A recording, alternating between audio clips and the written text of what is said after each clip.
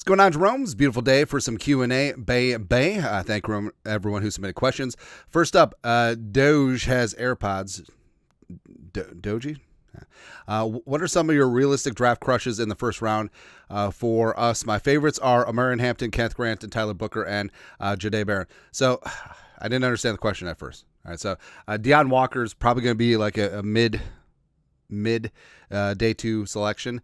Deion Walker is so fun. I have no idea if Deion Walker is going to be elite or out of the league. I really don't know.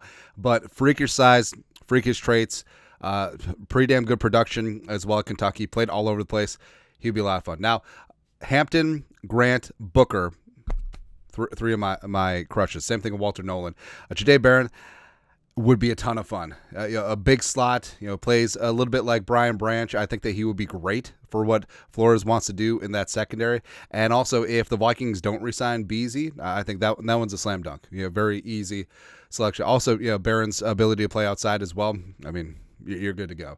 But I still love Caleb Johnson. Travion Henderson has definitely grown on me. Like, the more... obviously, we saw quite a bit of Ohio State during the year, but the more I just feel like Henderson is Dalvin Cook, and it's really hard to shake that comp because I just think that the open field explosiveness, the three down ability, I think everything is there. I think Henderson is going to be a legit player in this league, and Hampton I like a lot. You do worry about. So went back, like a lot of Hampton's production was against, smaller schools. And also, the 3-touchdown game against James Madison, where James Madison put up 70 on North Carolina. How ridiculous is that? But I just don't think he has enough short area shiftiness, Johnson has that. Henderson has that. I just don't know. I don't know, like... There's so many good running backs in this class, like you don't want to pick the wrong one because then you feel like a horse's patoot. You know what I mean? But Henderson is great. Deion Walker's a huge crush of mine. Omar Norman Lott, I think, is going to shoot up a lot of people's draft boards. Like, I don't think after the combine and pro days that it'll be a shock if he's considered a first round pick. Just the motor, the production, just everything that he brought to Tennessee. He's a problem.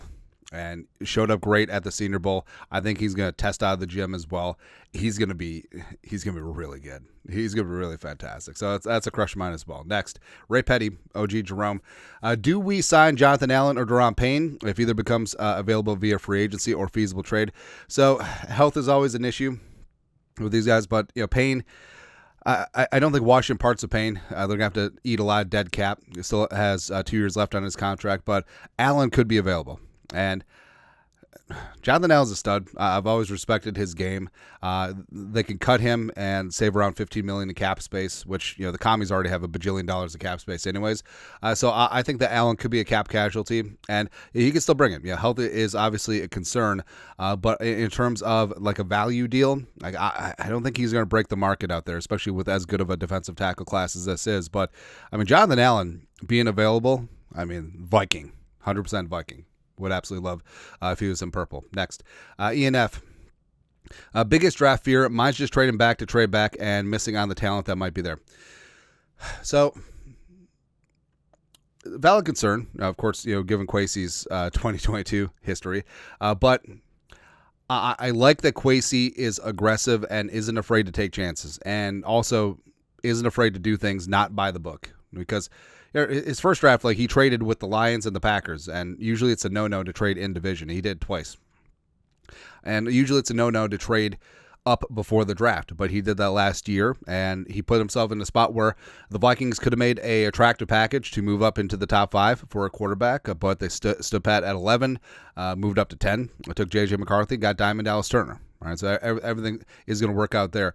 I guess biggest fear, like there's a specific name that you'd just be like, no. And what's interesting is that Matt Miller and our guy Jordan Reed have pointed out that there's maybe like 20 first-round grades players. And there's going to be a lot of names in the first round that will be surprising because, I mean, they may not be considered first-round talent, but starting grades, I think that there's going to be a ton of starters from this class, and the thick THICC is going to be from like 20 to 70. Like, there's a bubble of about 50 players that could go first round, could go top of the third round, and you don't really know where they're going to go. And there's going to be some really damn good football players at the top of the second round, man. So if the Vikings trade down, I'm mad at it, especially since they're short on draft picks. Like, if they trade down to the top of the second round but get back, a late third or an early fourth and some change, well, it'd have to be more than just the early fourth, like 2/4, maybe late third.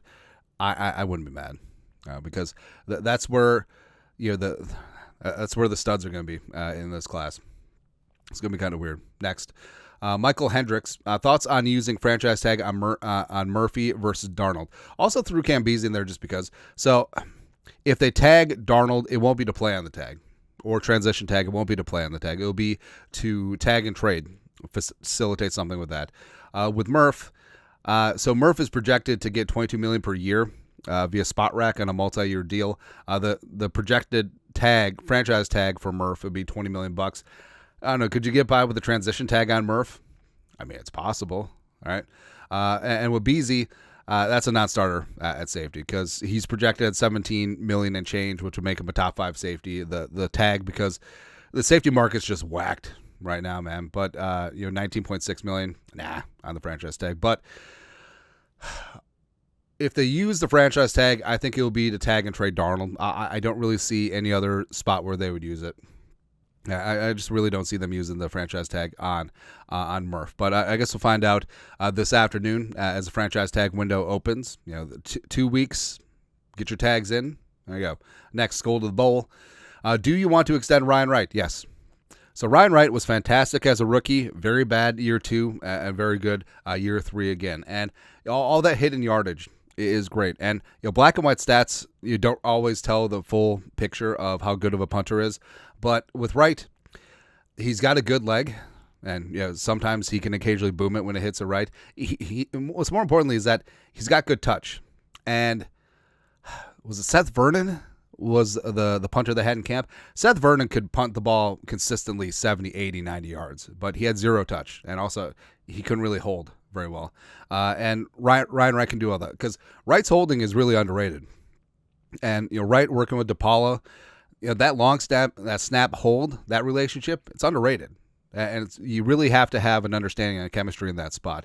And it's clear that he and Reichard work well together as well. So, I would extend Ryan Wright because I think that he works very well with the Gunners. He doesn't outkick his coverage, outpunt his coverage, whatever. Because the term outkick your coverage is kind of stupid because you can't really do that on the kickoff anymore, right? Outpunt your coverage should be the term, except it's already accepted in nomenclature. But he, at the sacrifice of some of the big time numbers, he will do that so that his returners either have a chance to make a play or it's going to be a fair catch. And that's really underrated about Wright. He had a great bounce back here last year, so I would absolutely extend him. But that's it. That's at Q&A. It's a beautiful day. You guys are the best. You know what to do. Skull, production value.